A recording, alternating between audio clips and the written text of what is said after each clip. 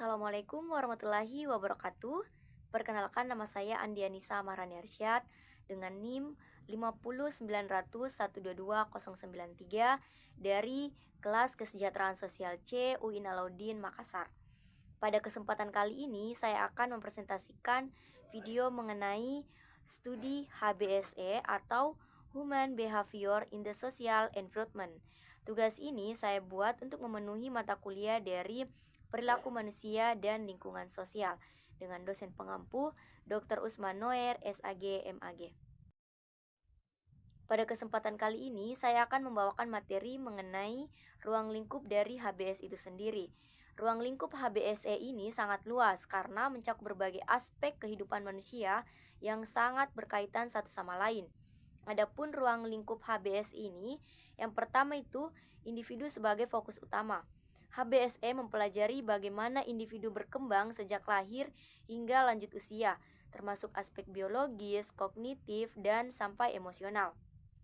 Perkembangan individu ini dipengaruhi oleh interaksi dengan lingkungan sosial seperti keluarga, teman sebaya, sekolah, dan masyarakat.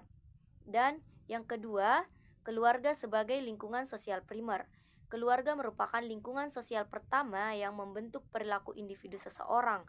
HBSE ini melihat peran keluarga dalam membentuk nilai, norma, serta cara individu berinteraksi dengan dunia luar. Struktur keluarga, pola komunikasi, dan peran sosial dalam keluarga menjadi perhatian yang sangat penting untuk diketahui dalam seorang individu itu sendiri.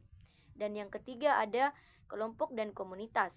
Kelompok dan komunitas ini manusia hidup dalam kelompok sosial, baik formal maupun informal. HBSE mempelajari bagaimana dinamika kelompok mempengaruhi perilaku dari individu, serta bagaimana individu menyesuaikan diri dan membangun identitas dalam kelompok tersebut.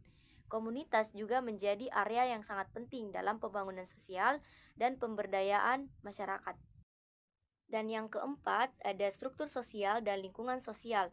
HBSE mengkaji bagaimana struktur sosial seperti kelas sosial, ras, gender, serta institusi sosial yang mencakup pendidikan, ekonomi, dan politik yang mempengaruhi perilaku individu dan kelompok.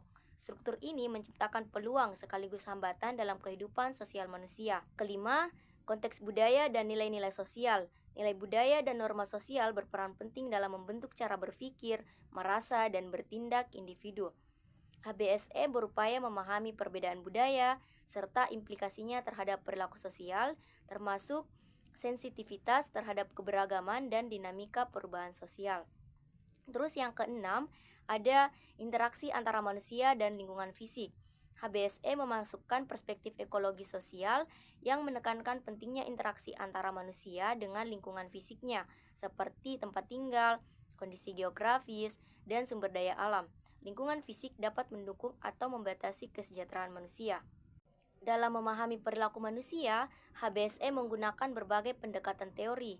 Antara lain yang pertama ada teori perkembangan seperti teori dari Erik Erikson dan Freud yang menekankan tahapan perkembangan individu dari tahap awal sampai tahap akhir. Yang kedua ada teori sistem yang memandang individu sebagai bagian dari sistem yang lebih besar. Dan yang ketiga ada teori ekologi sosial yang menekankan pada pengaruh berbagai lapisan lingkungan terhadap perkembangan individu seseorang. Dan yang keempat ada teori konflik dan fungsionalisme dalam sosiologi dalam perkembangan hidup manusia. Baik, sekian dari materi yang sempat saya presentasikan. Kurang dan lebihnya mohon dimaafkan. Wabillahi taufiq wal hidayah. Wassalamualaikum warahmatullahi wabarakatuh.